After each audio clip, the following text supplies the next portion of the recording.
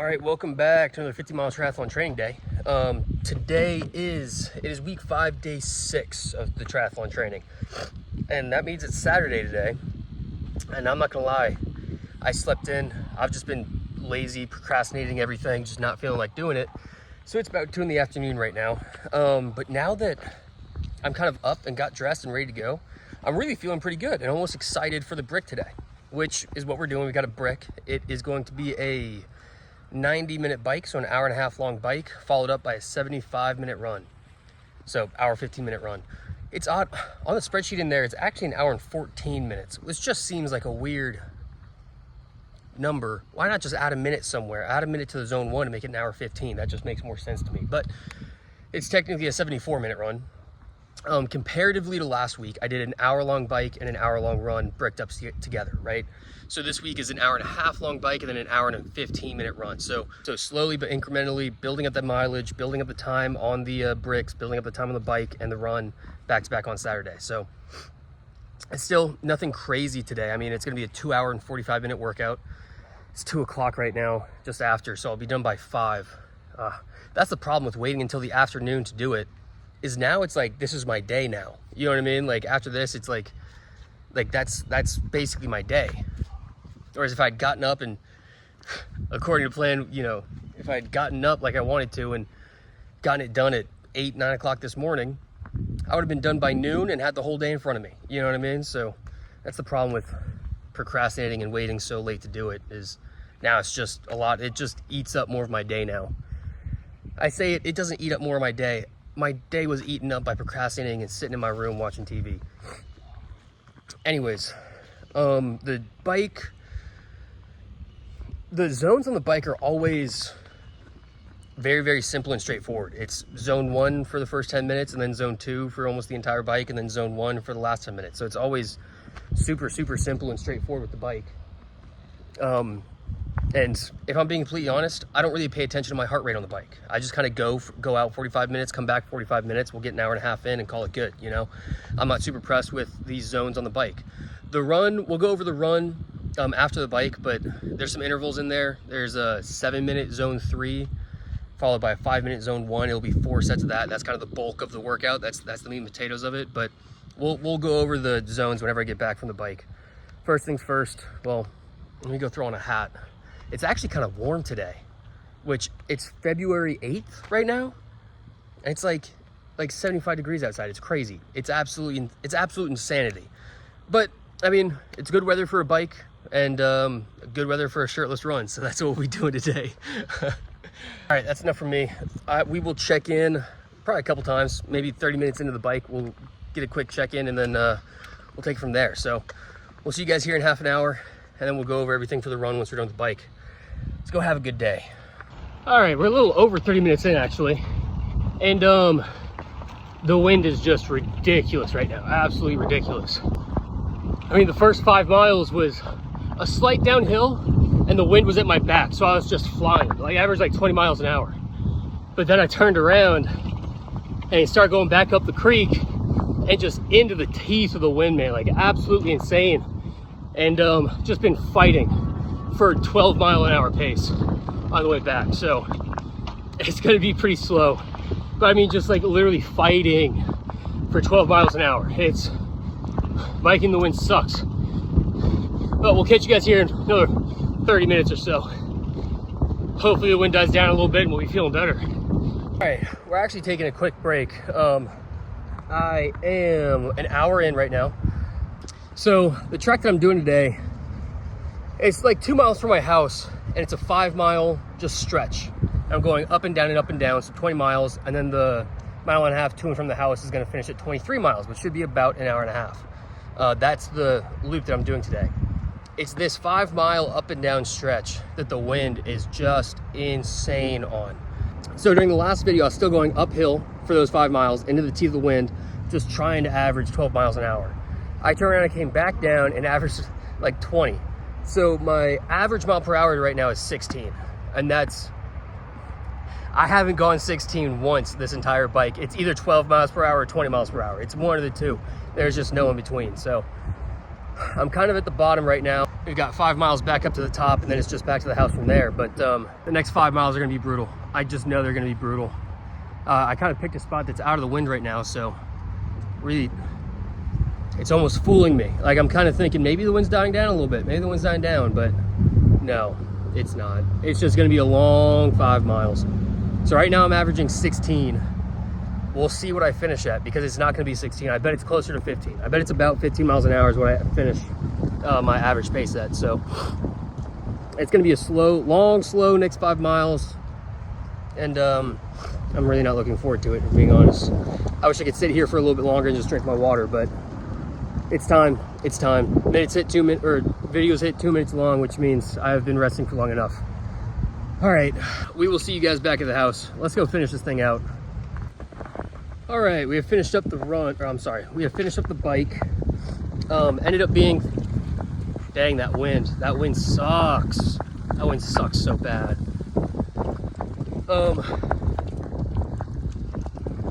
Yeah, it ended up being 23.6, I think it was, and we averaged 15.4 miles per hour. So, like I said, I knew it was going to be a slower, last 8 miles or so, and it was. Brought the average down from 16 to 15.4. I need to find somewhere around here where I can go bike and not have to hit so many road crossings, and where it's less crowded, so I don't have to stop all the time for people and dogs and everything else. So then I can get like a true how fast I went on the bike, and not how fast I went with all of these miniature stops and interferences and everything else. But I have a feeling it's gonna be hard to find in Dallas. I think I said this before, but whenever I average 15 miles per hour, for the most part I'm biking much faster than that. It's just with all the stops, like I said, road crossings, people, dogs, everything else I have to slow down for.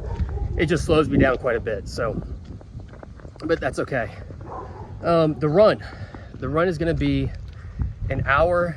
Like I said, it's 74 minutes. So it's an hour and 14 minutes, which is odd. I don't even know what to say about that. It's going to be a 15-minute warm-up. Start with a 5-minute zone 1 and a 10-minute zone 2. So first 15 minutes is all warm-up. From there, we go into 4 sets of a 7-minute zone 3, followed by a 3-minute zone 1. So 7 minutes, depending on the hills and everything else, around 8.5-minute miles for 7 minutes. And then a 3-minute walk recovery, basically, is what that 3 minutes is going to be. Do 4 sets of that, and then the last 20 minutes is going to be a cool down, basically. It's a 15-minute zone 2, and then a 5-minute zone 1. So I'm in the zone 1 right now. My heart rate's so high, man. My heart rate's at 120. It still hasn't come down after that bike, so I'm trying to just take my time and let my heart rate kind of recover a little bit, but it's really, really high right now. And I'm hoping I'll be able to get a little bit of jogging in zone 1, but I have a feeling I'm not going to be able to. All right, we will check in once we get to the intervals. See you guys there. Let's go get it done. All right, we finished up. Actually, we're through 3 of the intervals right now. 3 of the 7-minute intervals. I'm about to start the 4th and last one. We turned around at 3 miles, so it'll be 6 miles all said and done. And if it takes me the full hour 15, that means I'll average at about 12-minute miles. Let's talk about the zone 3s for a minute, okay? The first zone 3, the first 7-minute zone 3, I averaged maybe 10-minute miles, something like that. It was very, very slow. My heart rate was still skyrocketing. I mean, just any kind of jogging was getting my heart rate well above zone 3 up into zone 4. And I feel like that first 5-6 minutes of zone 3 of actually pushing on the run is almost like a transitional period from the bike to the run. And your heart rate is almost getting adjusted to the run, if that makes sense. Because the next 2 7-minute zone 3s, I average what I expect a zone 3 to be, which is about 8 to 8.5 minutes. And that's kind of what I average for those zone 3s. That first one is just so slow. And I really think it's just your heart rate. It's like getting off the bike and starting running is like such a change for the body that it's almost like your heart rate has to adjust into running mode, I guess. I don't know. That's how I'm thinking of it in my head. There's zero scientific proof to prove any of that. So these are just I'm just thinking out loud right now. All right, don't take any of this too seriously. But The last two zone 3s have been great. They've been, like I said, 8 to 8.5 minutes. I'm hoping this last one is going to be about the same. We're actually about to get started on it right now. And I do walk the entire 3-minute zone 1. The entire 3-minute zone 1 I walk. And by the end of it, like right now, my heart rate is in zone 1. Which the last two, I'm not even sure if it made it down to zone 1. My heart rate's staying pretty high right now, but it's a-okay. All right, let's get back to it. I got to get this last 7-minute zone. I got to get this last 7-minute zone 3 in, and we will catch you guys back at the house. So let's finish this up and go get some food. I'm so fucking hungry, dude. I just want food. So let's finish this up and go get something to eat and finish this video. All right, get shit, team. All right. Oh, let me see if I can't get you guys set up real well. Come here. Well, we have finished up the bike and run. And I was thinking about it during my run.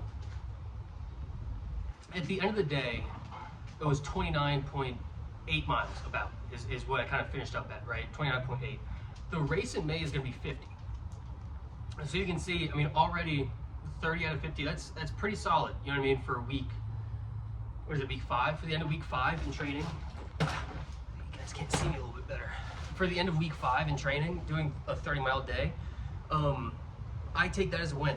And every week we're just going to continue to build up until I get a few 50-mile days in, well before the race. So, you know, I'm not sure what next week looks like, but next week will probably be another hour-and-a-half bike, so 23 miles on the bike, but then an hour-and-a-half run as well. So we'll get another mile in on the run, right? So, you know, we're slowly but steadily just going to keep building until we're at our 50-mile days. I'll get a couple of those 50-mile days in before the race, and then we'll be ready to go. And I do want to do that this time. With the past half Ironmans I've done, I never did the full distance in training. I would do like a 50-mile bike and then like a 10-mile run, right? And I think that hurt me pretty badly. On race day. So this time around, I want to get a few days where we get the entire distance in, on the run and bike at least. I may not do like the entire thing beforehand, but on the run and bike, I want to get the full distances in and do a 40-mile bike and a 9-mile run a couple times before we get to race day. And like I said, a 40-mile bike and a 9-mile run. Today was a 24-mile bike and a 6-mile run. So we are working our way up there. I'm just so happy it's done. I'm just so happy I don't have to run anymore today. Like the last like 10 minutes, and it's zone 1, and it's so tough to stay in zone 1. I guess I should tell you my run times. I finished up, like I said, 6 miles. It took me an hour and 14 minutes, which is 12 minutes, 17 seconds, minutes per mile.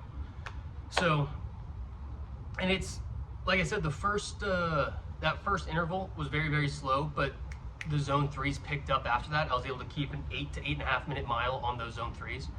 And then, man, the last like 15 minutes of zone 1, zone 2, it's just brutal, you know, because, I mean, you know, you're 15 minutes away from home if you basically walk the whole way.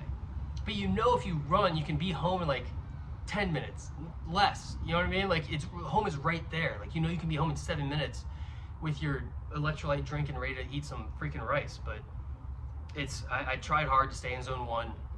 I walked the, almost the entire last, 15 minutes of that run was a full walk, just a full-on walk. There was a couple moments of jogging just to keep my heart rate where I wanted it to be, but you know, I'm feeling good. I'm just glad it's over, and I'm so hungry. That's all I was thinking about on the way home too. After I took that video and I mentioned being hungry, that's just all I thought about. And so I got home, I made my electrolyte drink, first things first. And now there's rice on the stove and some fish in the air fryer. And so we're just about to chow down on that. Y'all can see Mango standing guard. Oh, Mango. Oh, you okay? All right, I think that's all we got for you today. The other thing I did want to talk about real quick is, you know, I've talked a lot about the zones and 80-20 and everything else.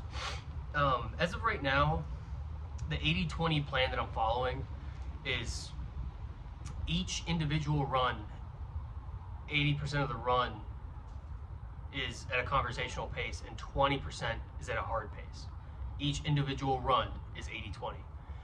A lot of the other 80-20 plans is just 80% of your runs are slow conversational paces, and then the 20% of those runs is like a full-on you go for the entire run. You see what I'm saying? Does that make sense? I kind of like that more than every single run being this 80-20 pace for every single run. Like, I want some runs that are part of the 80% and some runs that are part of the 20%, right? Not each run being split up individually, if that makes sense. I'm trying to convey that. But so basically to kind of accomplish that, I'm going to keep following this plan. I'm going to keep doing this 80-20 plan, keep doing the heart rate zones, continue to follow this every now and again, maybe once every week or two. I'm going to throw in a run where I just go, right? I did that on Wednesday this week, where I just went, I did 5 miles, went as fast as I wanted to go. I hit it pretty hard, you know. So I have one of those runs every now and again where I just go, forget about the clock, just go run hard. Just go run hard, be fast for that day, you know? And so I'll continue doing that every now and again, just to kind of get away from the heart rate zones, kind of refresh, touch grass a little bit, you know, if that makes sense. All right, I'm gonna go ahead and call it there so we can go ahead and eat. We are better today than we were yesterday, and we'll be better tomorrow than we are today. Good shit, team.